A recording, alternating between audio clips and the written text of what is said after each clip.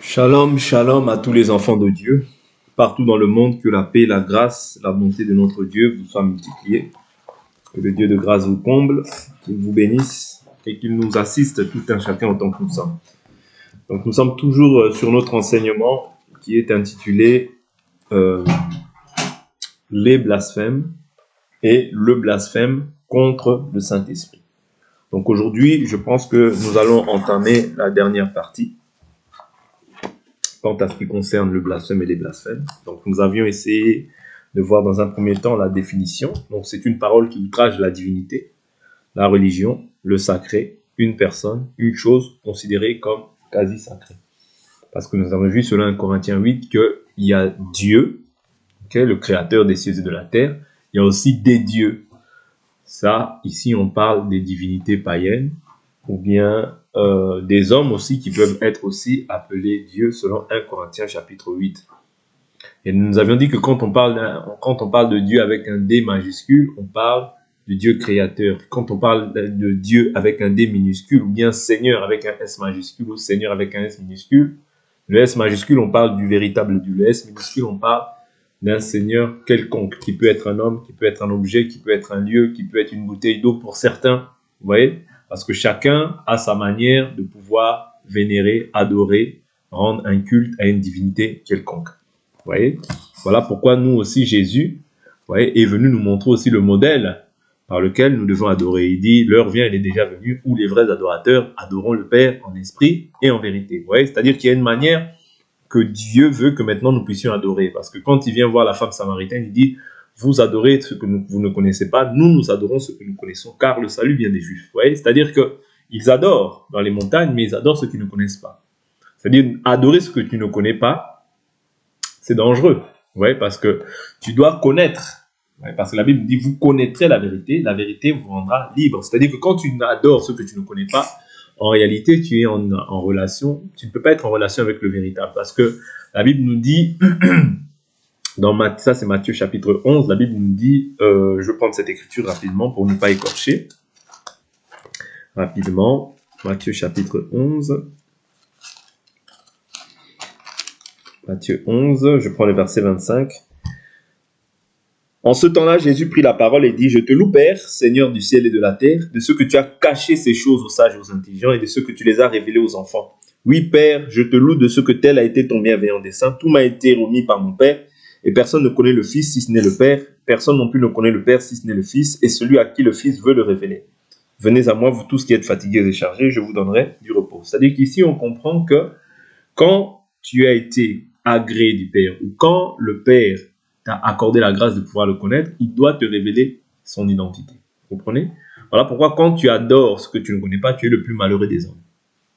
Okay ? Tu es le plus malheureux des hommes parce qu'en fait, tu es un aveugle qui suit des aveugles. Okay ? C'est-à-dire que pour s'assurer que toi tu as le salut, il faut que Dieu se révèle à toi. Ouais, la divinité que tu sers, le divin que tu sers, le Dieu véritable qu'on sert, doit se révéler. Impérativement, c'est impératif. Parce que sinon, tu vas adorer du néant. Tu adoreras ceux qui ne sauvent pas. D'où l'importance de comprendre que lorsque même tu adores ce que tu ne connais pas, vouloir ou non, en fait, tu es ennemi de Dieu. Vous comprenez ? Tu es ennemi de Dieu. Pourquoi ? Parce que tu es ennemi de Dieu parce que par les pratiques, par les attitudes, par le comportement que tu vas manifester. Parce que nous qui étions loin, étrangers de Dieu, aujourd'hui nous sommes devenus proches de lui. C'est-à-dire du fait qu'on soit devenu proche de lui, maintenant nous sommes amis de Dieu parce que nous avons accepté son Fils. Vous comprenez ? C'est-à-dire que nous ne sommes plus considérés comme des blasphémateurs, comme des ennemis de Dieu, mais maintenant aujourd'hui nous sommes enfants de Dieu. Vous voyez ? Donc, je dis cela simplement pour nous faire comprendre que connaître, c'est ça l'affranchissement. Quand tu connais, tu es affranchi. Quand tu connais, tu ne peux plus blasphémer. Quand tu connais, c'est-à-dire que pour toi, tu ne blasphèmes pas contre le Saint-Esprit. Parce que nous avons dit qu'il y a éventuellement des gens qui peuvent blasphémer comme ça contre le Saint-Esprit. Ok ? Blasphémer d'une manière verbale, parce que Jésus a dit que lorsqu'il a dit tout péché et tout blasphème sera pardonné, sauf le blasphème contre le Saint-Esprit. Il disait cela par rapport au fait qu'il disait qu'il un démon, un esprit impur est en lui. Vous comprenez? Ou bien il disait cela par rapport au fait que les pharisiens et les chefs du peuple disaient que ce n'est que par le prince des démons qui chasse les démons. Vous comprenez? C'est-à-dire que ça aussi c'est un blasphème. Mais nous voyons en fait un peu plus loin dans la parole que le blasphème contre le Saint-Esprit, c'est le fait de ne pas accepter Jésus-Christ jusqu'à la fin. Ou bien c'est le fait de faire naufrage, c'est-à-dire que tu as commencé par l'Esprit et tu abandonnes en fait la foi. Ça veut dire que pour toi, il n'y aura plus de pardon. Ouais, parce que quand tu as connu la vérité et que tu t'es détourné de la vérité, ouais, la Bible nous dit, pour ceux qui pêchent, il n'y a plus de pardon pour le péché, mais une attente terrible du jugement, prêt à dévorer les rebelles. Vous comprenez? Donc c'est très important de comprendre que quand tu meurs sans Jésus, ouais, tu as commis le péché impardonnable, ni dans le siècle présent, ni dans le siècle à venir.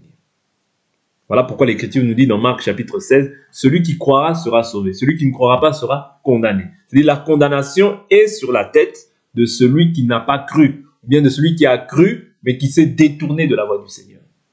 C'est-à-dire que celui-là, cette personne-là, parce que l'évangile a été prêché à toute nation sous le ciel. C'est-à-dire personne ne pourra échapper, ouais, parce que nous comparaîtrons tous devant le tribunal de Christ, afin de rendre compte de la manière dont nous avons vécu dans ce corps. C'est-à-dire personne ne peut échapper. Oui. Si tu ne peux pas échapper à l'évangile, tu dois écouter l'évangile. Ouais, parce que Dieu est un juste juge. Et comme il doit juger toute personne par Jésus, il doit permettre aussi que toute personne puisse entendre aussi l'évangile, pour qu'il soit reconnu juste. Vous comprenez? Mais toi qui as aussi beaucoup entendu, tu seras aussi jugé d'une manière différente. Mais néanmoins, si tu gardes la parole jusqu'à la fin, c'est ton salut. Vous comprenez? C'est très important. Parce qu'après avoir cru, ouais, nous avons été scellés du Saint-Esprit.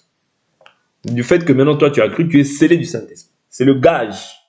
C'est ça qui va attester que toi tu verras Dieu à la fin.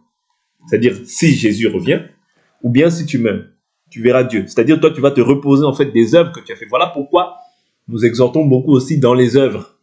Il faut être riche en bonnes œuvres parce que les œuvres que tu fais aujourd'hui t'accompagnent. Ouais, t'accompagnent même lorsque tu meurs. Ouais, donc c'est important. Ici, donc nous avons vu ça en ce qui concerne le blasphème contre le Saint-Esprit. Maintenant, nous avions vu aussi les sortes de blasphème. Nous avons vu Jésus, par exemple, les pharisiens blasphémer Jésus, bien l'insulter, parce qu'il disait qu'il était fils de Dieu. Il disait qu'il blasphème parce qu'il est fils de Dieu. Il disait qu'il blasphème parce qu'il pardonne les péchés. Ouais. Il disait qu'il blasphème parce que il a dit détruisez ce temple en 3 jours, je le rebâtirai. Mais tout ce que Jésus disait était vrai. Ouais. Parce que Jésus, c'était Dieu manifesté dans la chair. Jésus, c'était tout un temple. Or, le temple lui-même avait la possibilité de le détruire. Parce que, souvenez-vous, Malachie nous dit, soudain entrera dans son temple le Seigneur que vous cherchez et le messager de l'Alliance. C'est-à-dire que Jésus, en réalité, le corps de Jésus, c'était tout un temple dans lequel il transportait la divinité. De même que dans le temple, il y avait la présence de Dieu. Vous comprenez? Mais maintenant, Jésus reprochait en fait l'attitude des pharisiens. Parce qu'ils disaient certaines choses, mais qu'ils ne faisaient pas.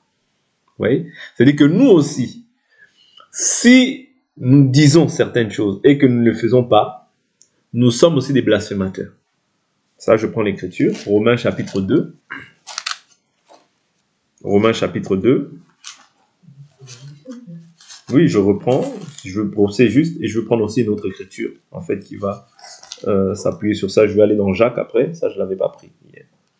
Romains chapitre 2, verset 24. L'Écriture nous dit « Car le nom de Dieu est à cause... » Et il dit « Car le nom de Dieu est à cause de vous blasphémer parmi les païens, ainsi qu'il est écrit. » Ouais. C'est-à-dire que si toi, tu enseignes quelqu'un à faire cette chose et que toi-même, ton attitude, ton comportement, ouais, prouve autre chose, tu blasphèmes.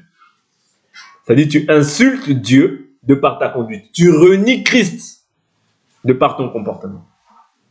Est-ce que vous comprenez? Parce qu'il y a diverses manières de renier Christ. Le fait de refuser la parole, c'est renier Christ aussi. C'est un blasphème. Mais le fait aussi d'être une occasion de chute pour ceux qui croient, comme pour ceux qui ne croient pas, c'est aussi une forme de blasphème. Je prends une écriture encore. Allons dans le livre de Jacques.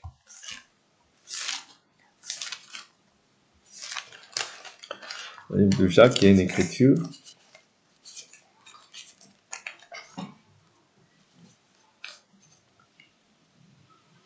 Dans le livre de Jacques, il y a une écriture. Dans le livre de Jacques, chapitre 5.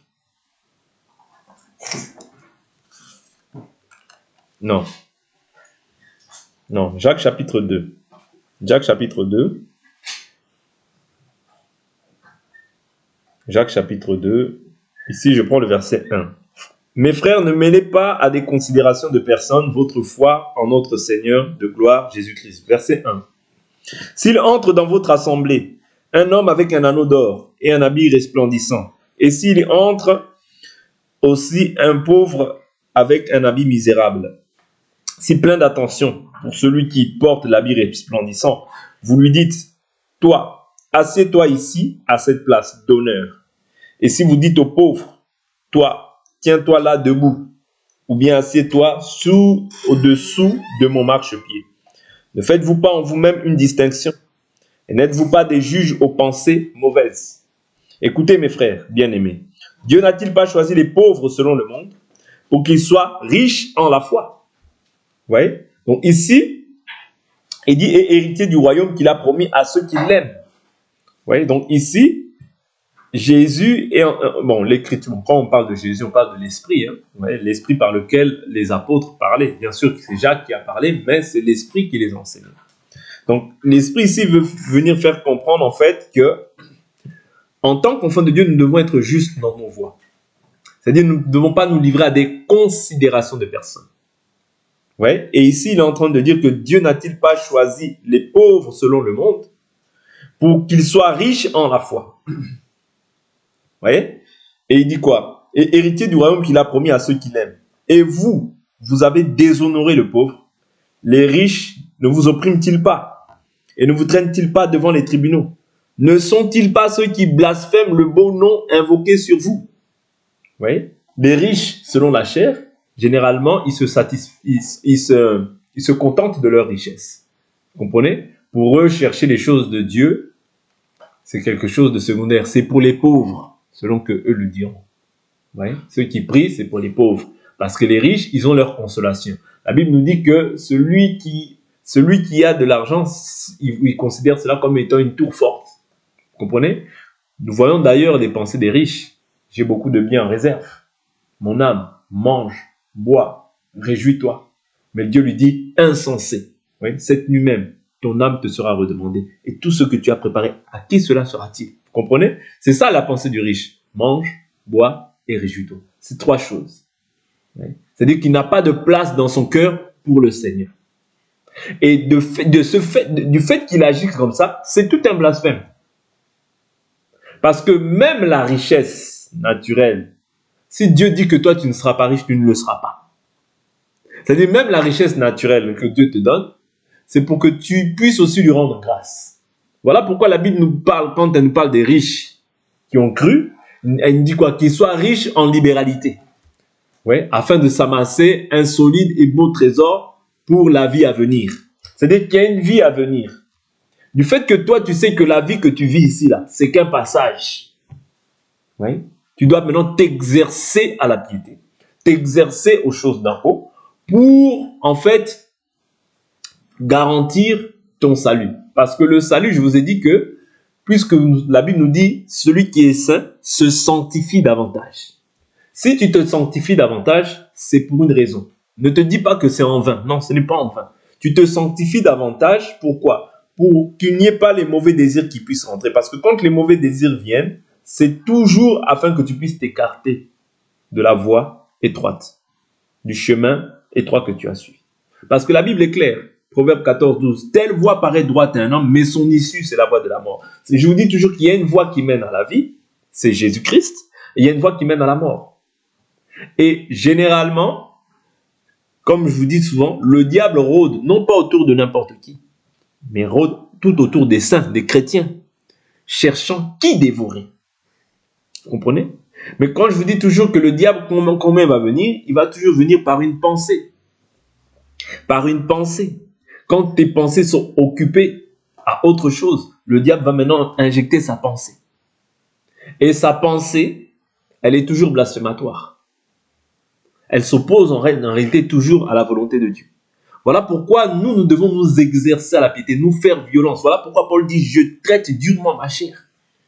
Parce que si tel n'est pas le cas, si tu ne traites pas durement ta chair, tu vas chérir la chair. Ouais. Je ne dis pas qu'on ne doit pas en prendre soin, hein, comprenez-moi bien. Mais on doit prendre soin de nous-mêmes. Ouais. Mais, c'est-à-dire quand tu vas chérir, tu vas affectionner en fait la chair et tu vas répondre à ses désirs. Parce que c'est dans la chair que résident les désirs. Ouais. Et généralement, les désirs qui sont liés à la chair, ce ne sont pas des désirs qui sont liés à l'esprit. Vous comprenez?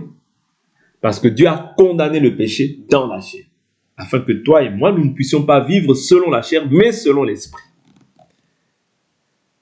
Vous comprenez? Parce que c'est dans l'esprit qu'est ton salut, c'est pas dans les choses de la chair. D'où l'importance de comprendre que quand tu t'adonnes aussi beaucoup aux choses de la chair, tu vas finir par être désagréable au Seigneur. Tu ne seras plus agréable au Seigneur. D'où l'importance de pouvoir nous rappeler tout le temps cette parole. Tout le temps cette parole. Pour que les bons sentiments, toujours, puissent croître en nous. Vous voyez? Parce que nous avons vu, en fait, différents aspects du blasphème. Le fait de mettre cette parole de côté, tu finiras par blasphémer. Ça, c'est une question de temps. Ouais, c'est une question de temps. Tu finiras par blasphémer. On n'est pas plus sage que Dieu. La Bible dit, heureux l'homme, par exemple, qui ne marche pas selon les conseils des méchants, qui ne s'assied pas en compagnie des moqueurs, qui se détourne de la voie des pécheurs, mais qui trouve son plaisir dans la loi de l'Éternel. Pourquoi? Parce que si tu ne trouves pas ton plaisir dans la loi de l'Éternel, tu trouveras ton plaisir ailleurs. Et ailleurs, il n'y a pas la vie. Ailleurs, il n'y a pas les conseils de Dieu. C'est les conseils des hommes, c'est la philosophie. Même si la philosophie est bonne, mais elle est teintée toujours d'un esprit diabolique. Pourquoi? Parce que ce n'est pas poussé par l'esprit. Et nous, l'Écriture nous dit, poussé par l'esprit que les hommes ont parlé de la part de Dieu. Vous comprenez? C'est pour ça que c'est très important de veiller sur ton âme, de veiller sur ce que ton cœur médite au quotidien. Oui, parce que c'est là où est ton cœur, c'est là aussi où sera ton trésor. Il y en a aussi qui s'amassent un trésor de colère pour le jour de la colère. C'est-à-dire ceux qui n'obéissent pas à la parole. Ceux qui ne se conforment pas à la parole, ils s'amassent un trésor aussi de colère, mais pour le jour de la colère. Mais toi, quand tu pries, tu es peut-être dépassé au jour d'aujourd'hui, méprisé au jour d'aujourd'hui, négligé au jour d'aujourd'hui, mais tu t'amasses un solide et beau trésor pour la vie à venir. Je vous dis la vérité, nous n'avons rien raté. Il n'y a rien que le monde puisse t'apporter. Le monde est qu'éphémère, le monde est qu'apparence. Mais en Jésus, tu as tout. Les promesses du siècle présent et les celles qui sont à venir. Voilà pourquoi ne regrette pas. Ne sois pas nostalgique des choses passées. Ce qui est passé est passé. Si quelqu'un est en Christ, il est une nouvelle créature. Les choses anciennes sont passées. Toutes choses sont devenues nouvelles. Et je vous dis toujours que Dieu est bon. Satan n'est pas bon parce que c'est lui qui gouverne le monde. Voilà pourquoi dans le monde, il y a les guerres, il y a les viols, il y a toutes ces choses-là. Pourquoi? Parce que les gens sont animés par l'esprit du diable. Mais toi, quand tu es en Dieu, tu as la paix, tu as la sécurité. Ouais. La paix, tout le monde ne l'a pas. Ne vous détrompez-vous, tout le monde ne l'a pas. Il y en a qui ne dorment pas la nuit. Pendant que toi, tu dors paisiblement. Tu fais des beaux rêves. Il y en a qui ne dorment pas la nuit. Ouais. Pourquoi? Parce que toi, tu as choisi la bonne part. Mais maintenant, tu dois poursuivre cette voie. Tu dois chercher la justice et la poursuivre. Ouais. De peur quoi? Que tes pensées ne se corrompent et que tu te détournes en fait de la simplicité de l'évangile à l'égard de Christ. C'est très important. Ouais. C'est-à-dire ceux qui insultent le nom qui est invoqué sur nos vies, c'est-à-dire ils blasphèment aujourd'hui. Mais un jour, ils pleureront. Aujourd'hui, toi tu souffres, mais demain tu seras consolé. N'oubliez pas, vaut mieux la fin d'une chose que son commencement. Ouais. Ceux que tu vois là au jour d'aujourd'hui, les gens qui sont là, qui profitent au jour d'aujourd'hui, demain, s'ils ne se repentent pas, ce n'est pas mon souhait, mais ils pleureront. Quand je parle de demain, c'est-à-dire que le jour de leur mort. Parce que la vie passe vite. Les étapes de la vie passent vite. Oui. Tu passes de l'enfance à l'adolescence, de l'adolescence à l'adulte, de l'adulte à la vieillesse, de la vieillesse à la mort. Comprenez? Ça passe très vite. Ouais, ça passe très vite. Ok? Simplement pour nous faire comprendre que attachons-nous à ce qui est essentiel. Dieu n'abandonne pas. Dieu n'oublie pas les efforts que vous faites pour son nom. Oui. Dieu n'oublie pas. Dieu récompense toujours ses enfants. Est-ce que vous comprenez? Ne vous relâchez pas. Poursuivez vos efforts. Je vais prendre une autre écriture. Allons dans le livre d'Apocalypse. Allons dans le livre d'Apocalypse simplement pour nous voir, pour nous faire montrer que Dieu est bon. Dieu est bon. Je prends une écriture qui va nous aider. J'avais dit que j'allais prendre le livre de Jude, je crois, mais je ne l'avais pas pris, je crois. Je ne sais pas si c'est Jude. Attendez. Mais je vais prendre Jude. Jude, il n'y a qu'un chapitre. Jude chapitre 1, bon, verset 4. Car il s'est glissé parmi vous certains hommes dont la condamnation est écrite depuis longtemps, impies, qui changent en dérèglement la grâce de notre Dieu et qui renient notre seul Maître et Seigneur Jésus-Christ. Vous voyez? C'est-à-dire que quand quelqu'un est impie, toi ne crois pas qu'il l'est devenu par la suite. Non, il l'était déjà. Parce que là, il dit quoi? Il s'est glissé parmi vous certains hommes dont la condamnation est écrite depuis longtemps. Est-ce que vous comprenez? Ici, on parle de condamnation. C'est-à-dire que ce n'est pas des gens qui ont été connus de Dieu, qui sont connus de Dieu. Non. Voilà pourquoi en ce jour-là, beaucoup diront, nous avons fait des miracles en ton nom. Nous avons fait ceci en ton nom. Il dira, éloignez-vous de moi, vous qui commettez l'iniquité. Vous voyez? C'est-à-dire le fait aussi de commettre l'iniquité, oui, c'est un blasphème. Pourquoi? Parce que ce sont des gens qui se livrent délibérément au péché. Parce qu'il y a le péché. Jésus ne parle pas de péché. Parce que la Bible nous dit, si nous avons péché, nous avons un avocat auprès du Père. Jésus-Christ, le juste juge, il est lui-même victime expiatoire pour nos péchés, non seulement pour les nôtres, mais pour ceux du monde entier. Jésus ne parle pas du péché. Parce que le péché, tu peux toujours le confesser. Si nous confessons nos péchés, il est juste et fidèle pour nous les pardonner. Mais ici, il dit, dans Matthieu 7, il nous dit, éloignez-vous de moi, vous qui commettez l'iniquité. C'est-à-dire, ici aussi, on nous parle des gens que Dieu n'a jamais connus et dont la condamnation est écrite depuis longtemps. Vous comprenez? C'est comme Judas. Ouais. Psaume 41 avait déjà parlé de lui, mais lui, il marchait. Jésus l'avait choisi. Il dit, n'est-ce pas moi, vous les 12 qui vous avez choisis, et l'un de vous est un démon. Vous comprenez? C'est-à-dire que même Psaume 41 dit, je crois, il nous dit que celui qui mange avec moi a levé la main contre moi. C'est-à-dire que cette écriture était déjà écrite. Il fallait que s'accomplisse ce qui était écrit dans la vie de Judas. C'est pour ça que je vous dis qu'il y a des gens qui prêchent peut-être aujourd'hui, mais qui abandonneront parce que en réalité, ils n'ont jamais été connus de Dieu. Dieu a permis, ouais, mais au bout d'un moment, ils se détourneront de la volonté de Dieu. Pourquoi? Parce qu'en réalité, ils n'ont jamais été connus de Dieu. Vous comprenez? Parce que le disciple de Jésus ne prêche que ce que Jésus a dit. C'est-à-dire, il n'ajoute pas, il ne retranche pas non plus. Ouais, donc ici, il dit, leur condamnation est écrite depuis longtemps. Impie, qui change en dérèglement la grâce de notre Dieu et qui renie notre seul Maître et Seigneur Jésus-Christ. À vous qui connaissez tout cela, une fois pour toutes, je veux vous rappeler que le Seigneur, après avoir sauvé le peuple d'Israël du pays d'Égypte, a fait ensuite périr les incrédules. Les incrédules, ce sont les incroyants, les gens qui ne croient pas. Oui. C'est-à-dire que quand tu es incrédule aussi, okay, tu blasphèmes le nom du Seigneur. Pourquoi? Parce que tu ne crois pas. Ouais, tu ne crois pas. Or, le fait de ne pas croire va te pousser à agir d'une manière qui est contraire à la volonté de Dieu. Souvenez-vous, lorsque Moïse monta à la montagne à la rencontre de l'Éternel, vous voyez, il a laissé Aaron avec le peuple, et les incrédules, qu'est-ce qu'ils ont fait? Bien qu'ils ont vu les miracles, bien qu'ils aient vu les prodiges, qu'est-ce qu'ils ont fait? Ils ont commencé à dire, Aaron, fais-nous un Dieu qui marche. Vous voyez? Fais-nous un Dieu qui marche.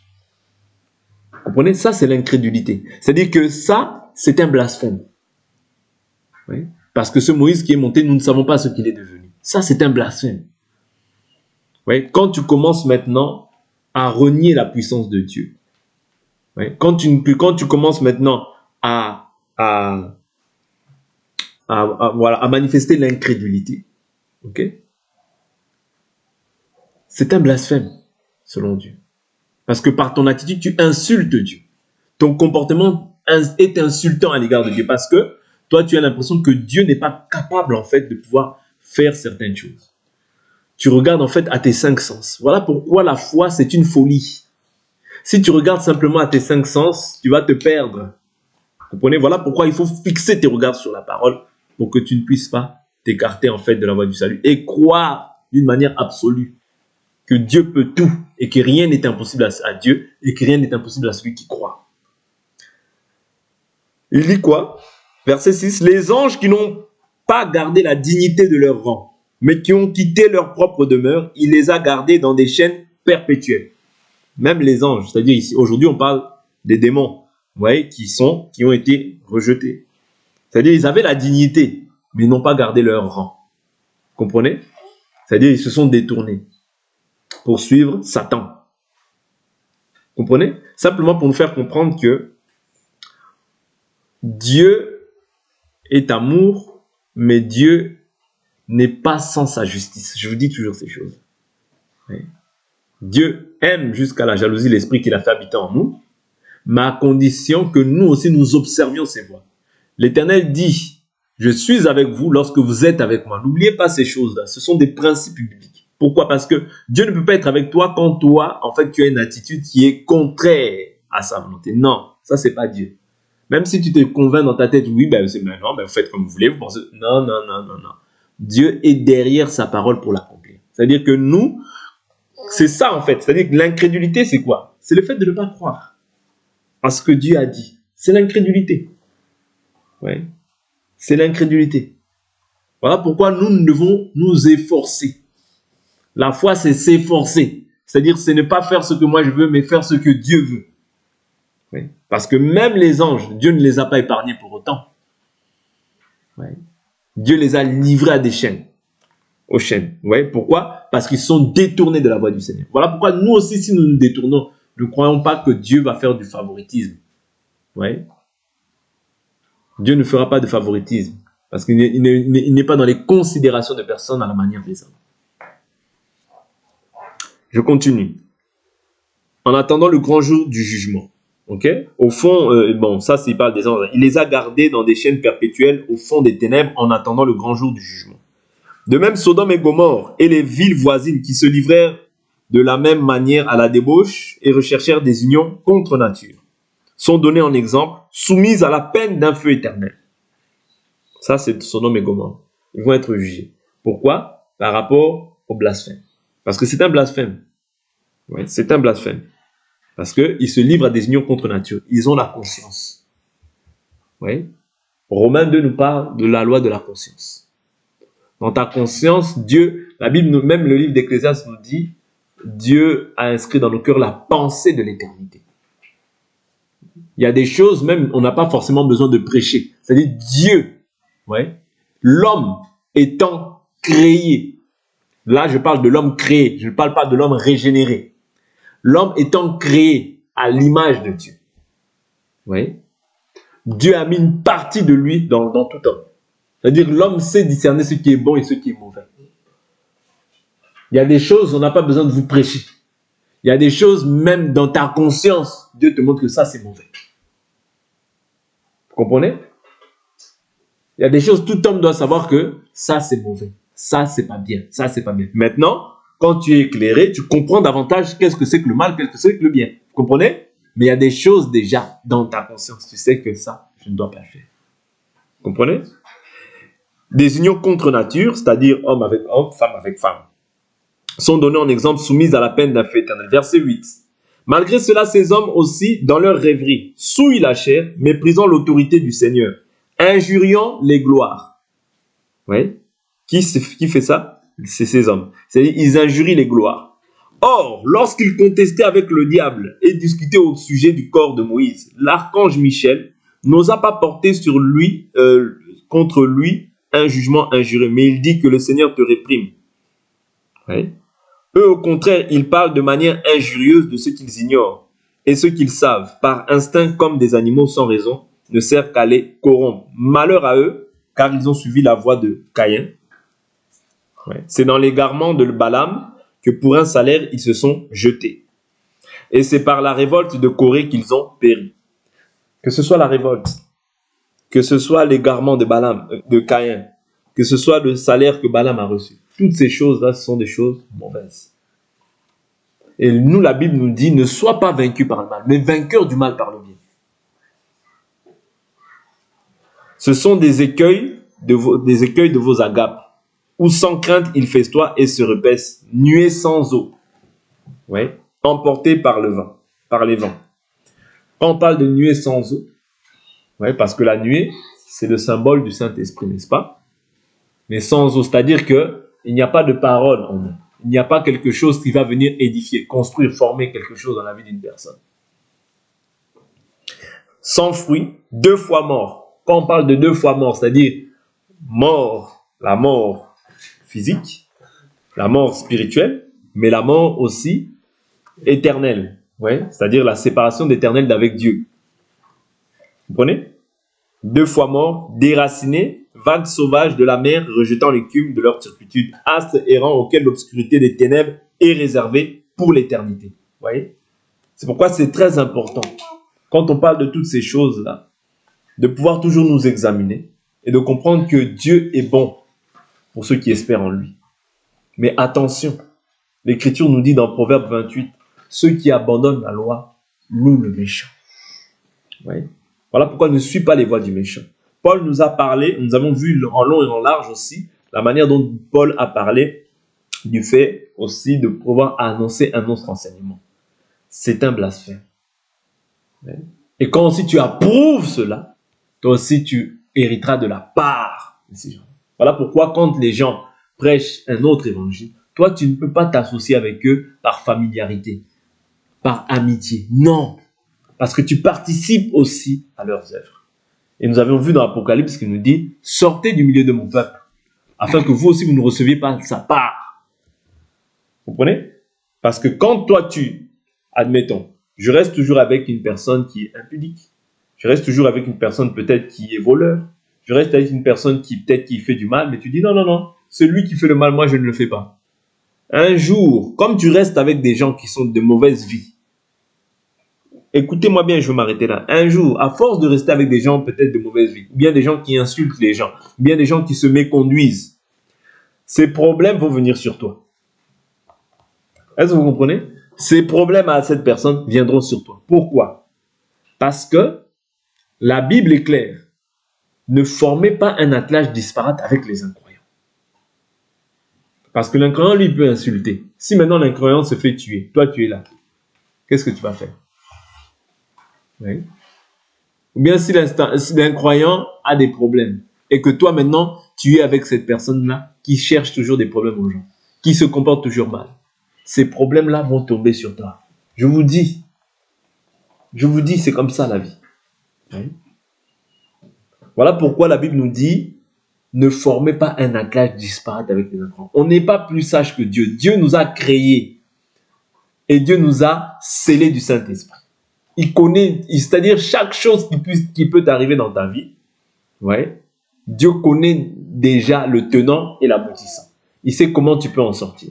Et Dieu a mis tous ses conseils dans la parole pour que toi, tu puisses les observer et que tu vives réellement dans la paix. Parce que Dieu dit, je connais les projets que j'ai formés pour vos vies. Projets de paix et non de malheur, de bénédiction et non de malédiction.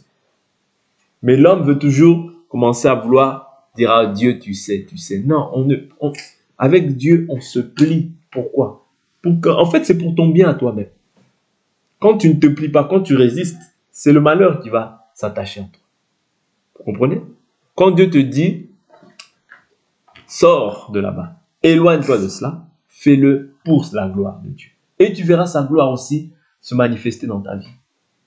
Quand Dieu te dit, ne prenez pas part aux œuvres infructueuses des ténèbres, mais plutôt dénoncez-les, toi ne prends pas part. Ouais, parce que quand tu prends part, tu auras aussi ta récompense par rapport à cette part-là. Choisis la bonne part. Je vous dis toujours qu'en Christ, nous avons choisi la bonne part, celle qui ne nous sera jamais ôtée. Comprenez? N'emprunte pas la voie des méchants. Un méchant, c'est qui? Un méchant, c'est celui qui est dépourvu de l'esprit. Un méchant, c'est qui? C'est celui même qui peut-être qui a l'esprit, mais qui vit mal selon Dieu. Et celui-là, je dois me séparer de lui, vouloir ou pas. Un méchant, c'est qui? C'est quelqu'un qui annonce un faux évangile. C'est un méchant. À moins qu'il se repente. Quand tu demeures dans cette parole, tu as la paix avec Dieu. Tu as aussi la paix avec les hommes. Mais quand tu ne demeures plus dans cette parole, toi et moi aussi, nos chemins s'arrêtent là. Vous comprenez? Donc que Dieu nous bénisse. On en a fini pour cet enseignement. Et nous allons prier par la grâce de Dieu.